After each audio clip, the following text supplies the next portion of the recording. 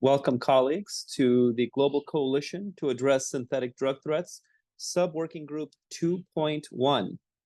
I am Brian Morales, and I have a few administrative announcements to get us started. First, I want to say that we've had several weeks of activities that I wanted to recap for all of you.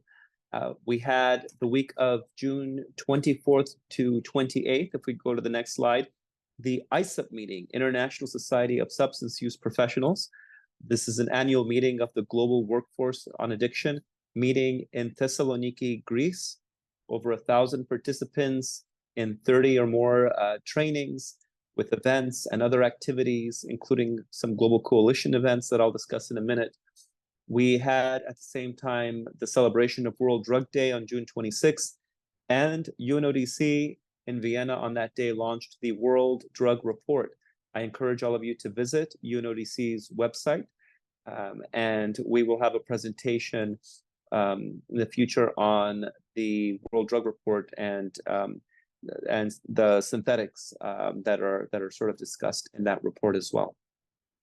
Then on the 7th of July, we celebrated the one-year anniversary of the ministerial meeting that launched this global coalition, with 86 countries participating in that event and 12 international organizations. And the remarks of the 55 ministers are available still on our YouTube channel, Global Coalition, and it's also available on our website as well. And then we had, if we go to the next slide, a meeting of co-chairs of the Synthetics Coalition, also June 24th to the 25th, on the margins of the ISUP meeting. We had 30 out of the total 40 co-chairs that met in person. And the next slide, the co-chairs discussed progress and actions that countries have taken, and also the next steps for the coalition. And the co-chairs came up with some ideas for future action that included coming together to create a donor mechanism, a mechanism for coordinating donor support for counter-narcotics. And so we're thinking of a meeting in September or October in Vienna with governments and also private foundations to see if we can identify what we're supporting and how we can expand that support in the future years to meet the growing demand of partner countries in the coalition for support. We also discussed initiatives on enhanced controls of chemicals and precursors. We also discussed enhanced forensic drug testing, also improved data collection and sharing measures, and stronger drug prevention measures as well. We have a video to show you at the end of the announcements of the co-chairs meeting, which we think you'll enjoy. Next slide. We also launched the Global Recovery Network, which speaks to one of the recommendations that was proposed in our May list of 68 recommendations. And so we launched the Global Recovery Network at the ISUP meeting. And the idea is to better define recovery, to build recovery networks, to build linkages between treatment programs in your countries and recovery allies that can help those clients coming out of treatment sustain those gains over time. We also, next slide, launched the Global Women's Network, which is a network for providers, counselors, clinicians of women treatment services and women recovery services. And so this network will offer support, tools, training, mentoring, and we encourage you to register and to share the link with clinicians in your countries to also register for this network, as well as the Recovery Network. In the next slide. We are very excited to see the formation of EUDA, the European Drugs Agency, and we hope to have a report in the future from them also on their upcoming mandate. This is formerly EMCDDA, now with new mandate and new kind of lines of action. And this launch took place on the 1st of July in Lisbon, Portugal. And the next slide. is to say that it is not too late to get in touch with us and share your actions in the coalition, whether adopting a new practice, policy, strategy, regulation, or law, launching of a new engagement or collaboration with the private sector, providing financial or in-kind assistance, hosting a meeting, regional or global, expressing interest in one of the initiatives on the coalition menu. There's 120 initiatives, or any other act that can strengthen your country's response to synthetic drugs. If you go to the next slide, we'll see where you can email those submissions. syntheticscoalition@state.gov. We continue to welcome reports up to 2 pages in length in an email or in Microsoft Word. And while the deadline was on June 3rd, please continue to send us those reports. We will continue to accept them. And the next slide.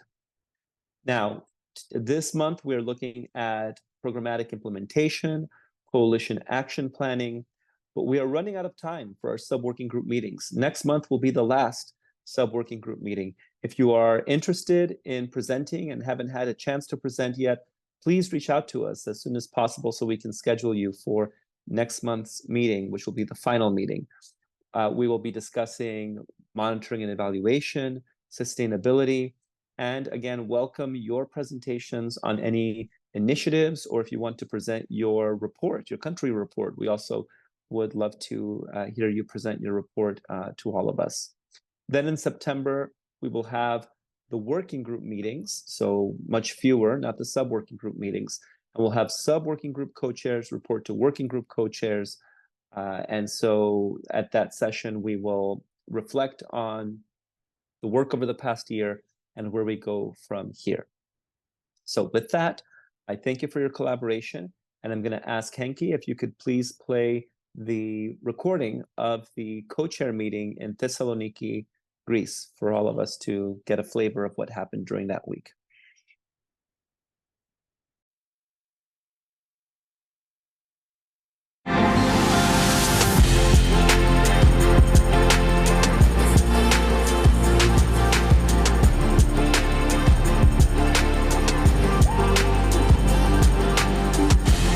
Welcome everybody to the Global Coalition meeting. It's incredible to be here in person. With the pandemic, we all started using screens more and more, and now it's not unusual to have a whole year go by without seeing people in person.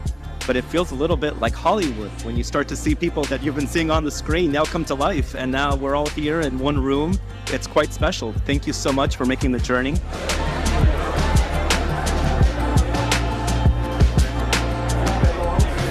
I can't tell you what a great honor it is for me to be in this room with so many experts from so many different parts of your government. I am happy to have the opportunity to thank you in person for everything that you have been doing over the past year.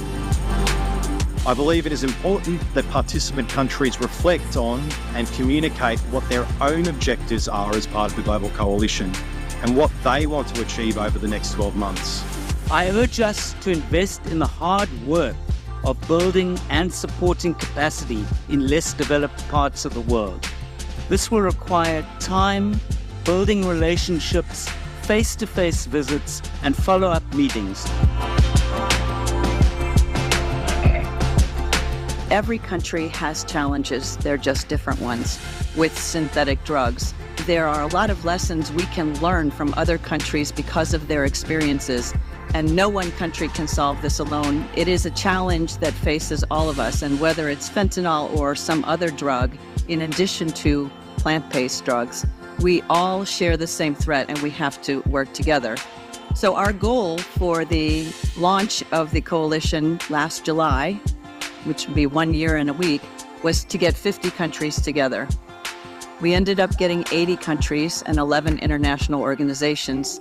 And now there are 156 countries and 15 different international organizations. And that is because of you all.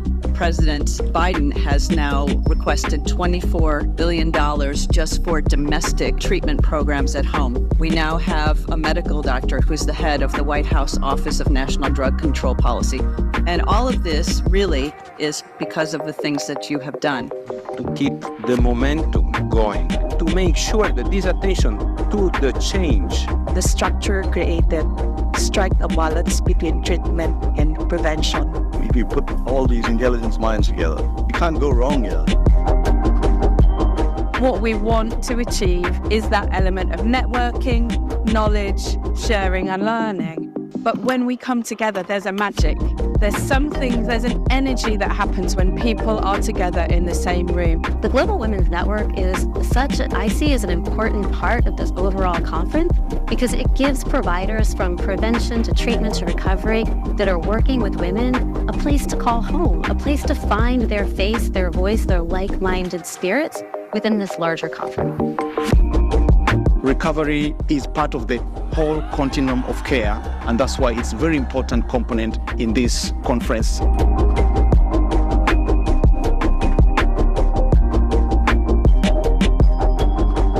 So one thing that I think the coalition needs to do is start looking at some of these issues that are challenging us outside the box. Okay, excellent. Thank you so much for playing that video.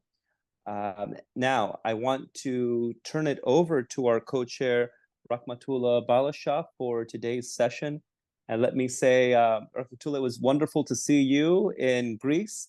And I really want to take this opportunity to thank the government of Kazakhstan for all of your leadership and partnership over these past months. It's been really exciting, and I think we've grown quite close in our collaboration. I'm in Chicago this week at a CADCA event. They build prevention coalitions, and there's a very robust delegation here from Kazakhstan, including a parliamentarian from Karaganda.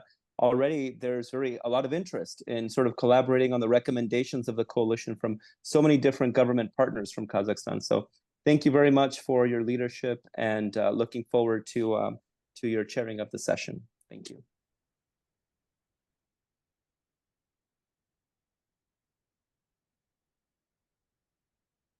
Good morning, dear colleagues. Good morning, Brian, Sarah, organizers. I would like to thank you for the invitation to Saloniki. It was a great opportunity to discuss the work done by the coalition, as well as plans for the future. And we have received a lot of useful information during the sessions in Saloniki. Unfortunately, today Hetty will not be able to participate, and I want to start today's session. We have several presentations today, and Ms. D will be the first speaker today. She is regional synthetic drug analyst from UNODC, and she's going to present the drug situation in East and Southeast Asia. Please, Ms. D, are you here? You can start. Yes, I'm here. I didn't realize I was going first, but I am ready. So 1 second, let me share my screen. Thanks.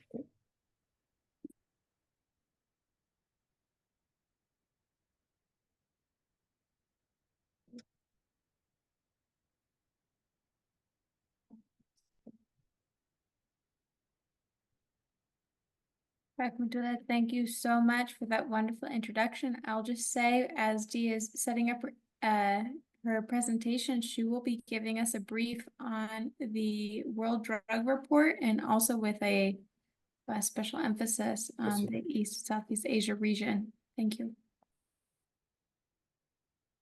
Okay, so can you see my screen now? Is it okay? Yes. Yes, okay. So as mentioned, my name is Kavinvadi Supaponte Vasako. You can just call me D. It's much shorter. And I am an analyst at the UNODC Regional Office for Southeast Asia and the Pacific.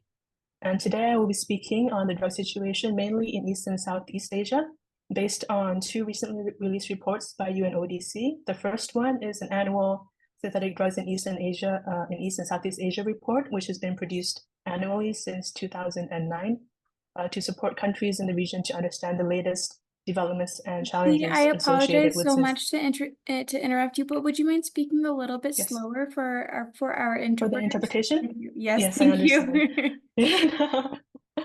Since 2009, to support countries in the region to better understand the latest developments and challenges associated with synthetic drugs. And for this report, the data and information is gathered from the annual report questionnaire by UNODC, or called the ARQ, also from DINAB, which is a regional drug database for ASEAN, as well as official communications with central authorities and from regional drug conferences. And we cross-check this data and information and make sure that it's verified by the central authorities. Currently, East and Southeast Asia is the only region with a regional synthetic drugs report produced periodically by UNODC, and this is thanks to the great efforts of the countries in the region in providing information to us. We also have the World Drug Report, which provides a large overview on the global drug situation with data that is primarily sourced from the ARQ, but also other official sources. And it also provides insights on supply, demand, and also various contemporary issues on drugs. In this year's World Drug Report, there is also a dedicated chapter on the Golden Triangle. And the importance of this is that it reflects the growing importance, particularly of this region in the global drug market, and also in this chapter, which might be interesting for professionals and drug professionals, is that it also looks at the confluence of governance challenges, drug production types, and other crime types. So you can see the confluence of different types of crime in the special chapter of the World Drug Report as well.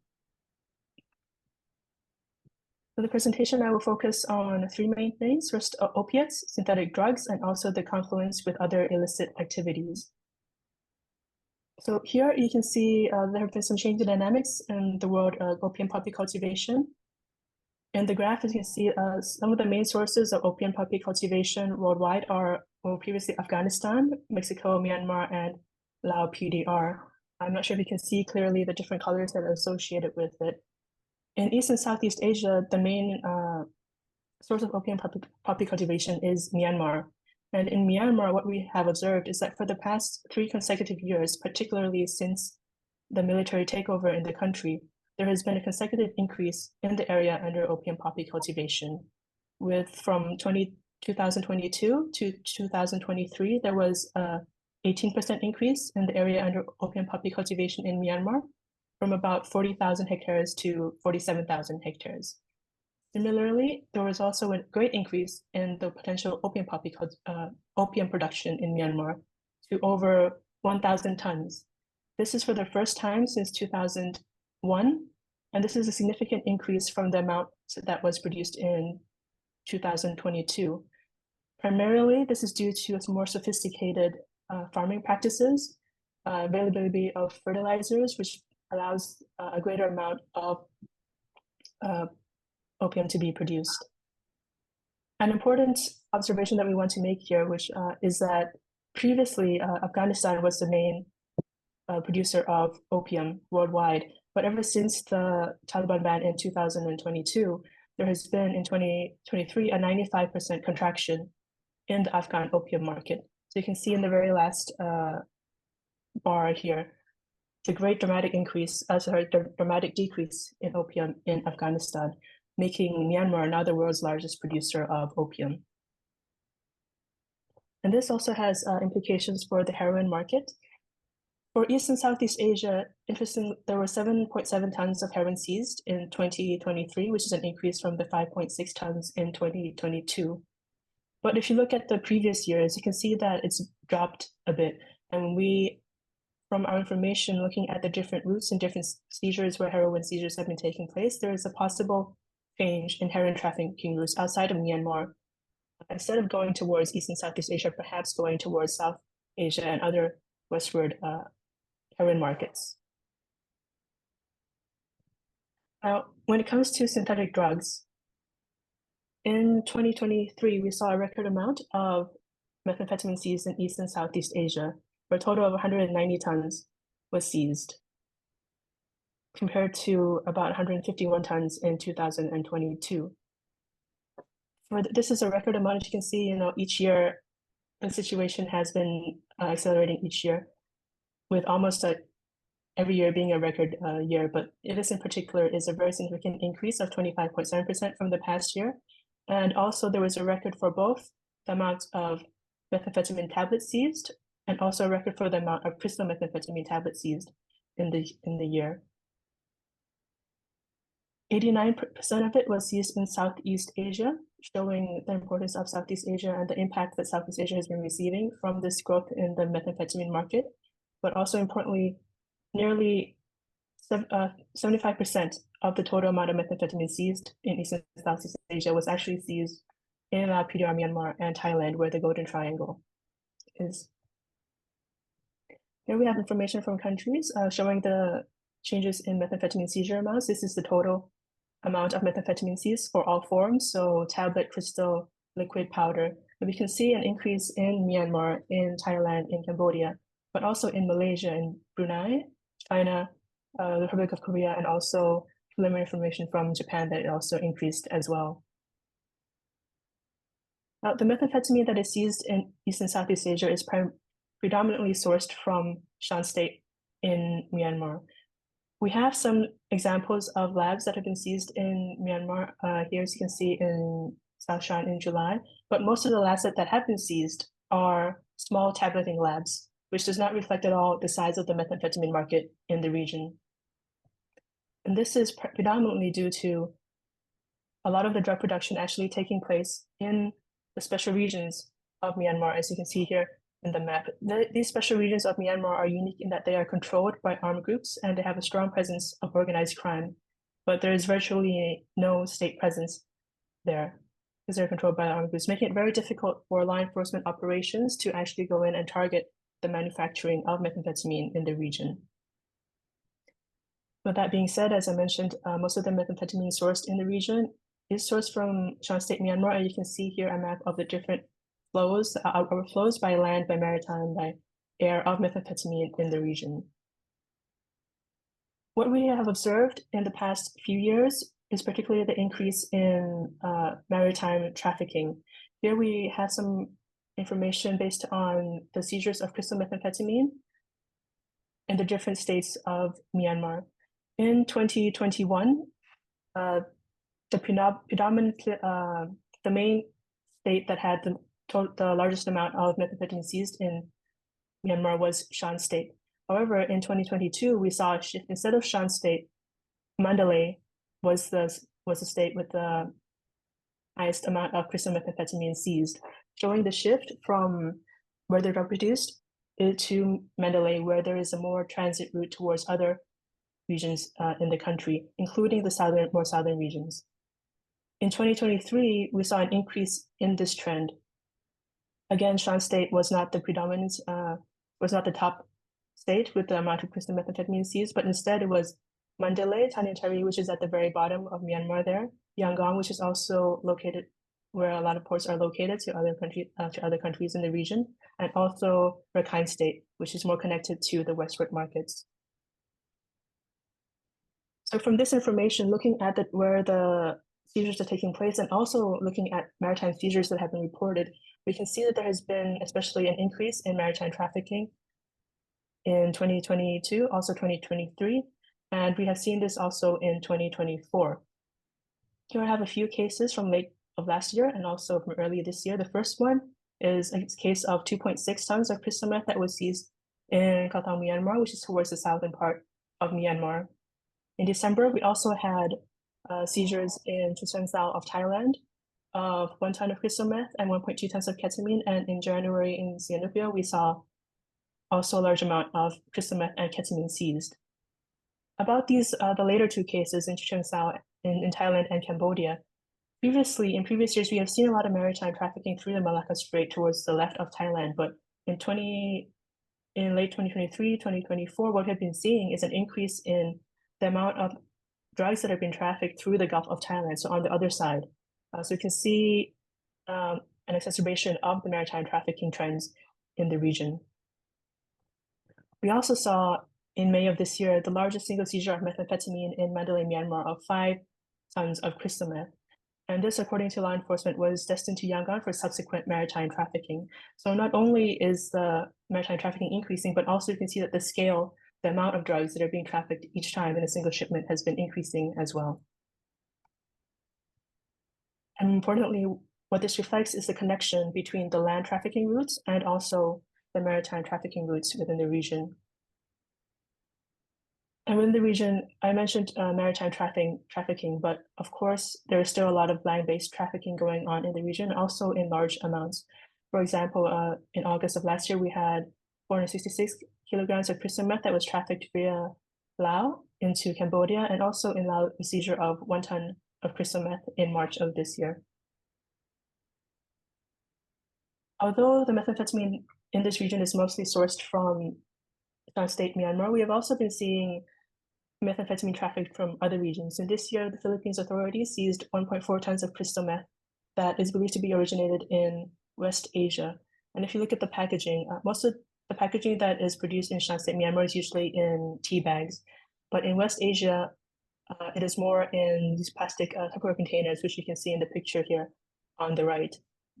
We've also been seeing an increase in methamphetamine trafficked from Mexico. In 2023, according to Philippine authorities, although Thailand was still the main point of embarkation for methamphetamine trafficked to the country, the second top country was Mexico. We've also seen this impacting Hong Kong, China as well. In October of last year, 1.1 tons of crystal meth was seized, and this is the largest seizure of solid methamphetamine that was reported by Hong Kong so far. We've also seen previously liquid methamphetamine trafficked from Mexico to Hong Kong, possibly for crystallization into methamphetamine at further destination countries. Although, as you can see, the methamphetamine market has been growing, has been increasing over the past decade. But even though the supply has been increasing, the prices have also been continuing to decline, showing that although more has been seized, it has not significantly impacted the availability of drugs.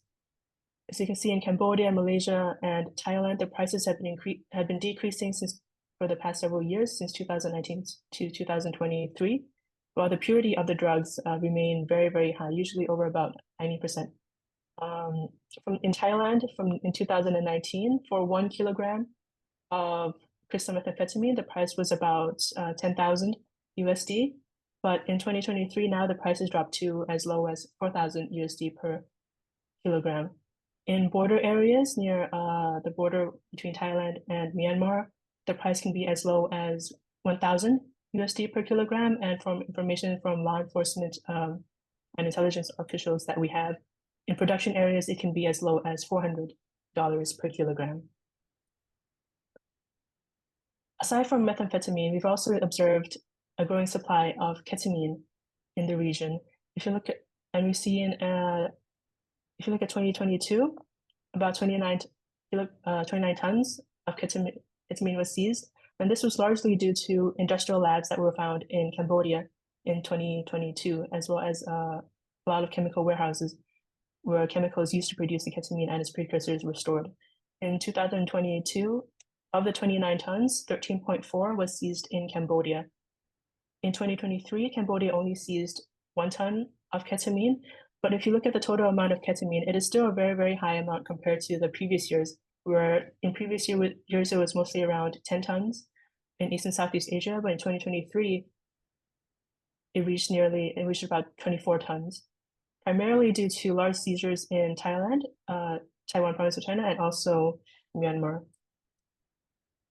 What we've been seeing, in addition to methamphetamine, is that we have been seeing the expansion of illicit production of ketamine in the Mekong. So not only in Shan in Myanmar, but also to other countries in the lower Mekong as well, particularly for hydroxylamine, not only ketamine, but hydroxylamine, which is also found in one of the labs in Cambodia in 2022. For the wholesale price of ketamine, as you can see, it has also been, aside from Cambodia, which was in 2023, it increased, we predict largely because of the decrease in ketamine supply in the country. But compared to 2021, you can still see that it is on a downward slope. Similarly, in Thailand, the price of ketamine per kilogram has also been decreasing in the past few years. In addition to methamphetamine and ketamine, we've also been seeing an expansion of synthetic drug products. For example, here we have some Happy Water. Happy Water, I think many of the country in the region already know is produced in these little sachets on the bottom right. There are lots of different designs. It's been found in many countries in the region actually. And it contains combinations of different substances such as MDMA, ketamine, sometimes it will contain NPS as well. Here, an example of a production site that was found in Cambodia in December, where they found also PMMA that was included in the Happy Water sachets. We also recently saw a new synthetic drug product that emerged in the market in Thailand and Laos in December of last year. They're known as, looking at their shape, as you can see, they look like lollipops, and they're sold online, and also you can find them at nightclubs. From information, they're sold at about $10 per stick, and they contain substances such as nimetazobam, ketamine, clonazepam, and tramadol in differing amounts and also different combinations. And what's concerning about this, as you can see, is that some of them are also packaged in known brands, such like the Chupa Chups brand. For the synthetic drug market, it can't expand. We can't have all the supply of drugs without also the chemicals that are used to produce them. For methamphetamine, from the analysis, for forensic analysis of countries in the region, we can see that ephedrine and pseudoephedrine are still the main precursors for methamphetamine found in the region. But there have been virtually no seizures of ephedrine, pseudoephedrine, or even P2P in the past year. Instead, we have seen a very significant rise in non-controlled chemicals that are used to produce, that can be used to produce drugs. If you look at the graph on the left, you can see that in 2023, nearly all of the seizures of chemicals in Southeast Asia were non-controlled chemicals. You can see organized crime are really taking advantage of these non-controlled chemicals to circumvent national and international precursor control. Here we have some information from chemical seizures in Yangon in Myanmar. And if you look at the graph on the right, only 3 of these substances are internationally controlled. The rest are all non-controlled. So only acetone, toluene, and sulfuric acid in the graph are controlled. And on the left, you can see some of the different trafficking routes. We have been seeing an increase of chemicals that have been trafficked from India into the region as well. So in terms of conflicts with other illicit activities, as you know, the proceeds of drug trafficking in the past have always acted as a financial backbone for other criminal operations. And in recent years, what we have seen in the Golden Triangle is that criminal groups in the area have further diversified their criminal portfolios. So in addition to the manufacture and trafficking of synthetic drugs, particularly methamphetamine, they've also now been engaged in other illegal activities such as online financial scams, establishing scam centers, wildlife trafficking in persons, and also money laundering. They've also employed strategies by using casinos and special economic zones to legitimize or conceal the true sources of their proceeds, and also using casinos in particular as underground banking to launder their funds. Yeah. So in the Golden Triangle, especially, this is compounded by the fact that I mentioned earlier that we have the armed groups, especially in the special regions. So the governance challenges and the political challenges, the internal conflicts in Myanmar have also accelerated, have been present for many decades, but since the military takeover in 2021 have accelerated. And because they have been closely linked to illicit economies, you can see that the situation really undermines good governance and also security and political stability in the region. And this has significant impacts on the local communities, on the environment in the area. For this, as I mentioned in the World Drug Report, there's a special chapter on this. So for more information on this, you can definitely go to the World Drug Report to have a look and see more details. Hey Dee, there are Yes. 2 presentations to follow you. I apologize. If you could conclude, that would be great because we have 2 others to follow you. Just yes. I don't want to rush you. I Yes. apologize. Oh no, I am on actually the last slide. I was just Oh, about to move perfect. on Thank to the you. Sorry conclusions. about that. No problem. So as I mentioned, we have what we've observed in the region is the scaled up production and trafficking of drugs, expanding production and supply, maritime trafficking, more diversified sources, new synthetic drug products. What I really want to highlight is that, as I mentioned, because a lot of drugs are coming from South Myanmar, it's very important for us to have chemical control to further curtail the expansion of the synthetic drug market, to stop the chemicals before they can actually be produced into drugs. And to better understand the situation, information sharing, data collection, and analysis is very, very important. And I'd also like to take this opportunity to thank the countries who provide information to DINAP and also the ARQ for this, because this analysis would not be possible without their support. So that's all from me. Thank you.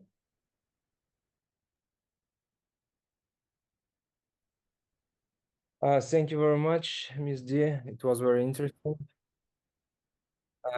Thank you for telling us the trends of synthetic drugs in the region. Of course, the scale of drugs is very terrifying. Sarah, we will give the questions after all presentations. Perfect. Yes.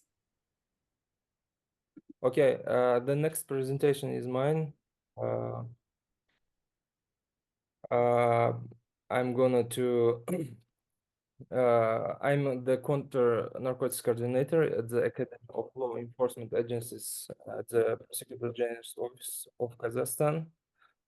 The main function of the academy I'm sorry, I forgot to share my presentation.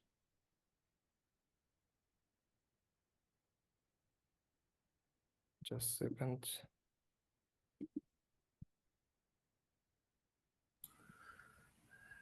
We see it fine. Thank you. See my presentation? Okay. In the academy, we're conducting various projects in the field of countering global threats such as drug crime, human trafficking, money laundering, cybercrime, and terrorism, extremism. For example, one of my recent projects is the creation of targeting center for monitoring precursors imported into Kazakhstan. Today I would like to tell about the experience of Kazakhstan in the field of countering the spread of drugs using financial instruments.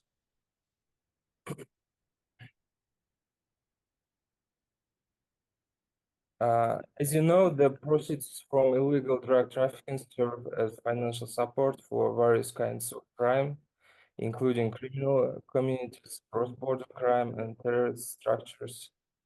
The issue of countering the laundering of drug proceeds is a problematic issue in not only in Kazakhstan but also around the world. More than 7,000 criminal offenses in the field of illicit trafficking of narcotic drugs are registered annually in Kazakhstan. But of this, over the past year, only 3 criminal offenses have been registered in the field of laundering of proceeds from drug crime. In the national system for countering the laundering of proceeds from crime and the financial of terrorism, there are vulnerabilities such as insufficient risk management programs in terms of eliminating vulnerabilities associated with the use of services of financial monitoring entitles in drug trafficking. Insufficient interaction of participants in the anti-laundering system for freezing and arrest of criminal proceeds, insufficient liability for the unlawful provision of bank accounts, which we call drop cards, to third parties. Typologies for detecting suspicious transactions with signs of illicit drug trafficking, and poor control over participants in financial transactions by regulators and law enforcement agents. Especially today, I would like to note the problem associated with drop accounts. This problem is very widespread in Kazakhstan, especially in the field of drug crime. Basically, bank accounts are issued to foreign citizens from neighboring countries. For example, an analysis of drop accounts shows that most of them are issued at bank branches located in border towns. They enter Kazakhstan to register bank account, and they leave a bank card with all the criminal for a reward and immediately leave the country.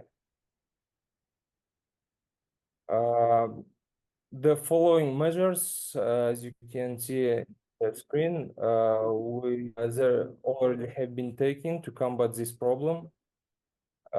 Strengthening compliance procedures for customers with 10 or more payments, carrying out biometric identity of the real account holder before conducting transactions on the account, verification of documents confirming the validity of non-resident stay in Kazakhstan. In addition, the issue of criminal or administrative liability for the unlawful provision of bank accounts to parties, which can be used in drug trafficking and other predicate crimes, currently being considered. Important to counter the laundering of drug proceeds is training. On the basis of Academy, we conduct innovative trainings. For example, this year with the support panel in Kazakhstan, we started simulation training on detecting drug crime on the internet and investigating laundering of drug proceeds. Law enforcement and special agencies officers.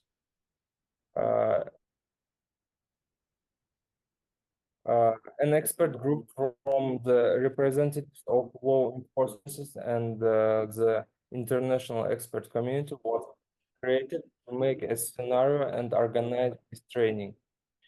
During the development of the scenario, all criminal cases related to the laundering of proceeds from drug crime were studied. In addition, criminal cases data from Central Asian countries were used. Thus, the simulation training scenario was as close as possible to the real crimes committed in Central Asia.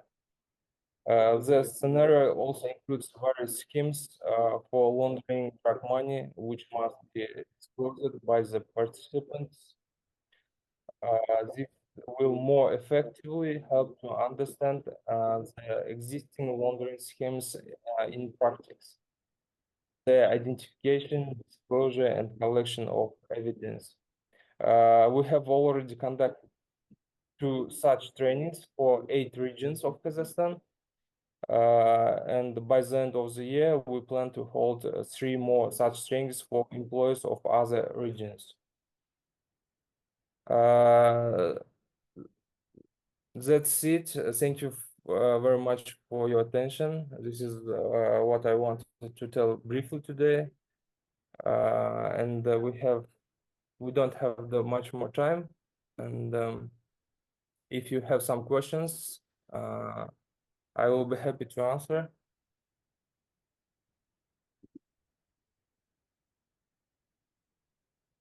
And we have also today the third presentations from Mr. Widodo about the national experience of Indonesia. He is the head of the BNN Narcotics Laboratory Center in Indonesia. Please, Mr. Widodo, are you here? Thank you, Mr. Rahmatullah. You can start. Good morning, ladies and gentlemen. I would like to welcome all participants. First of all, I would like to introduce myself. I'm Wahyu Widodo, head of Center of Drug Laboratory BNN. At this moment, I would like to present about Indonesia early warning. Next. Sorry.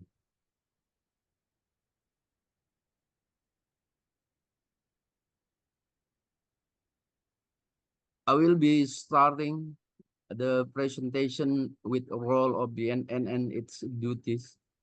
The National Narcotic Board is a national ministerial government institution tasked with carrying out government duties in the area of prevention, eradication of abuse, and eliciting trafficking of narcotic, psychotropic, precursor, and other addictive substances, excluding nicotine and alcohol.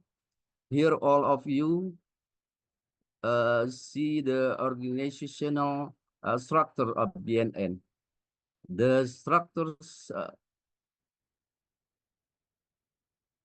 who carry out the EWS function of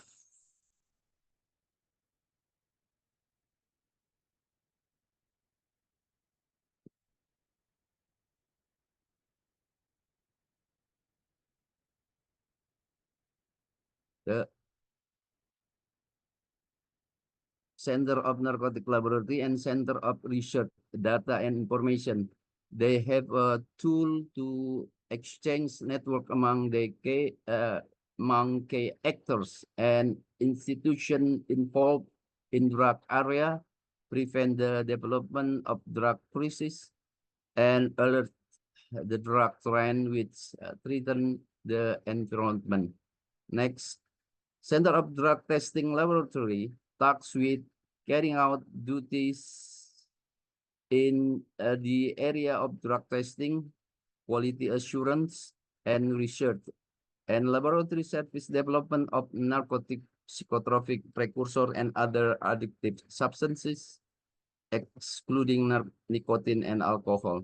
Some of the roles of the laboratory include supporting scientific crime investigation, development laboratory equipment, conducting drug research, networking, and collaboration among drug testing in national, regional, and international, and to gain legality and trust in laboratory performance. Next, in this slide, I'm going to show you the total number of NPS identified in the last 5 years. For year 2024, the data was collected from January to June. According to the charts, NPS analyzed were significant drop in 2022, but rise sharply in 2023. Synthetic cannabinoid group represent more than 50% of total NPS in 5 years. Also, we can say synthetic cannabinoid is the most trafficked and abused NPS in Indonesia. Next, this slide show that today, July 2024, total 96 NPS substances are identified in Indonesia, dividing in 5 groups: synthetic cannabinoid, synthetic catechinones, phenethylamine, ketamine, and penicillin type substances, piperazine, tryptamine, plant-based substances, and benzodiazepine. Synthetic cannabinoid group has the most identified NPS substances compared to other group. Next, following the workshop by UNODC on December 8 until 9 in 2022, Indonesia recognized the importance of disseminating information regarding the development of NPS, including their severity, effect, and modus operandi. Therefore, the stakeholders, including Narcotic Laboratory of the National Narcotic Board, the Ministry of Health, Laboratory of Indonesia National Police, the Laboratory of Custom and Excise, Food and Drug Administration, and academics, have agreed on establishing the NPS early warning system, with the National Narcotic Board was pointed as a leading sector.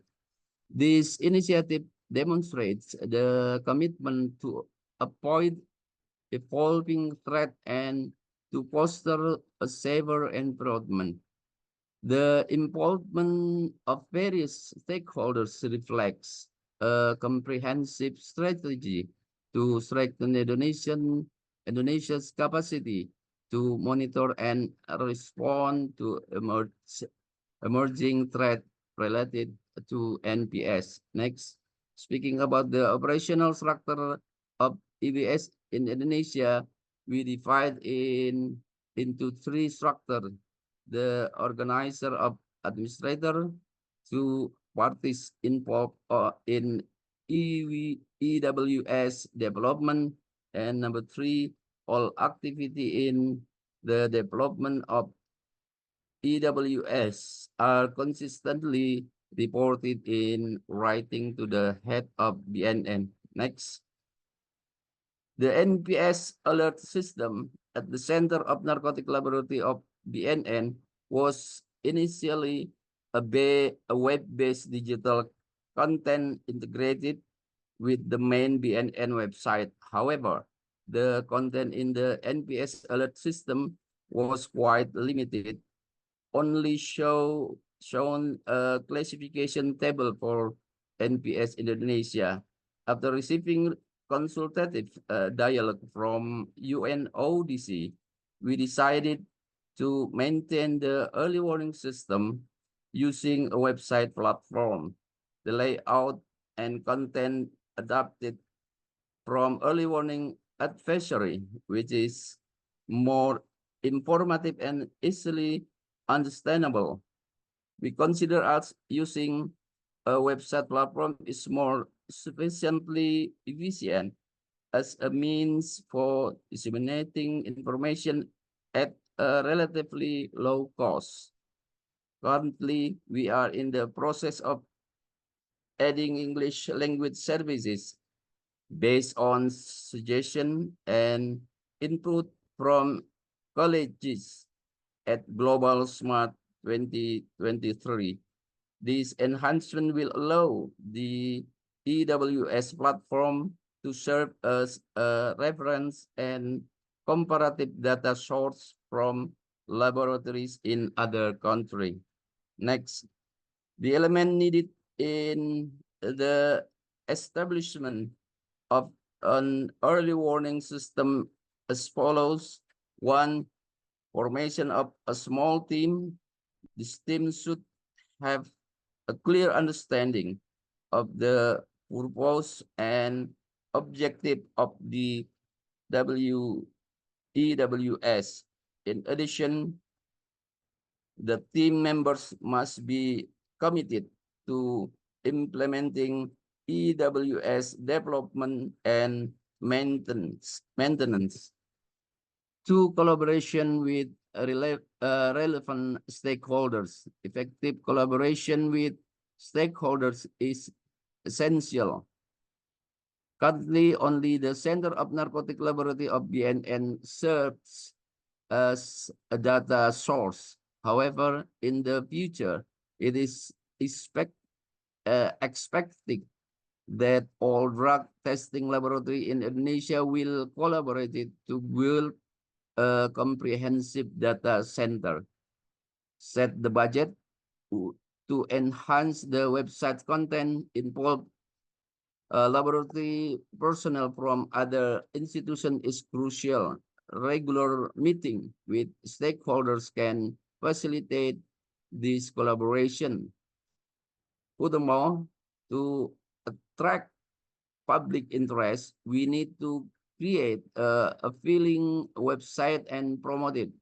To achieve this goal, a budget is required.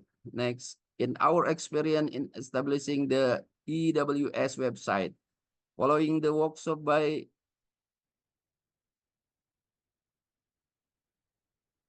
for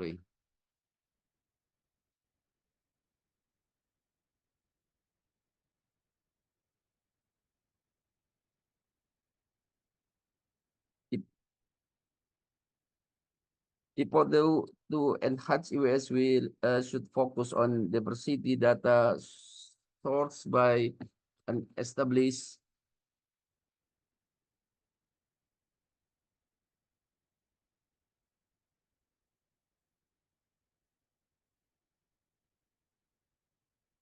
and improving data visualization to make it more engaging, and information for community.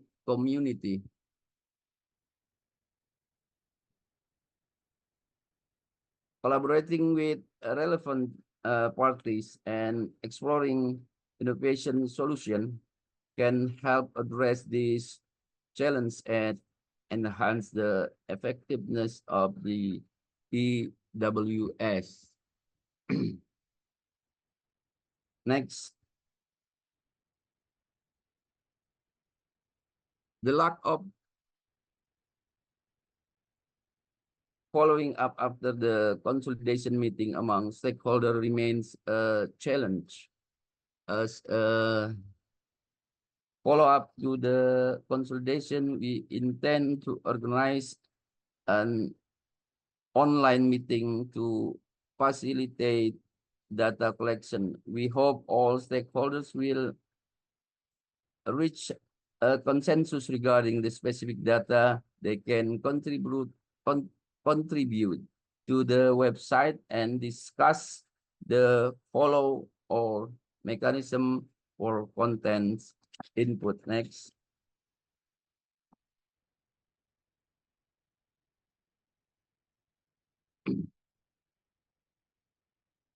The website feature four menu bars at the top of the page. Home, the section provide a description of the early warning system, NPS. It also include NPS alert, which provide information about new NPS case in Indonesia. NPS classification, NPS visualization data menu. This menu present the BNN early warning system summary dashboard. Section 1 provide the number of identified NPS in Indonesia, the total number of regulated NPS in Indonesia, which is 91, and a list of identified NPS in Indonesia is 95, including substances name, classification, and the year of identification. The 4 substances that is not yet regulated are ketamine, kratom, alpha-propyl amino, pentiopenon, and MDMB 5-methyl inaca.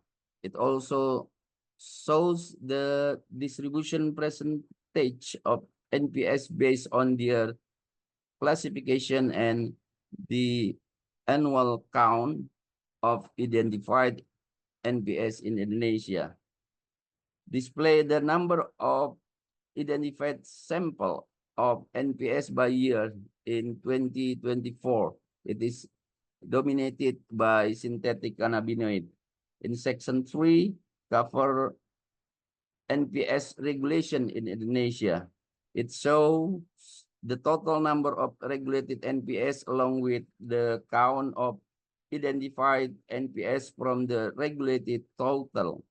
Additionally, it classified NPS within regulation based on the year and their respective categories: narcotic group 1, group 2, or 3, as well as psychotropic substances group 1, group 2, and group 4. The classification summary is also visualized in a side column. At the bottom page, we provide a link to the Minister of Health regulation. Next. Thank you very much for your attention, and thank you, Mr. Widodo. It was very interesting presentation. Thank you for sharing with your experience.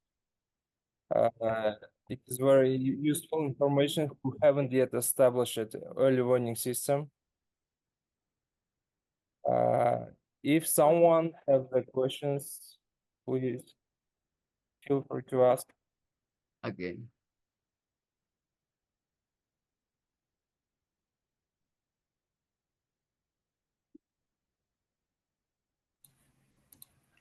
I think we have a lot of questions, but probably not much time. But we'll certainly learn. We've learned a lot, and we can follow up later, I think, Mr. Chair. Thank you, Mr. Bill. If there are no more questions, then I give the floor to Brian. Thank you very much. Thank you so much, Rahmatullah. Thank you so much for all of our presenters today. I know we had so much information to share, but I'm very glad that we were able to squeeze it into our hour. Now I'm going to ask the technical moderator to get us started with the next.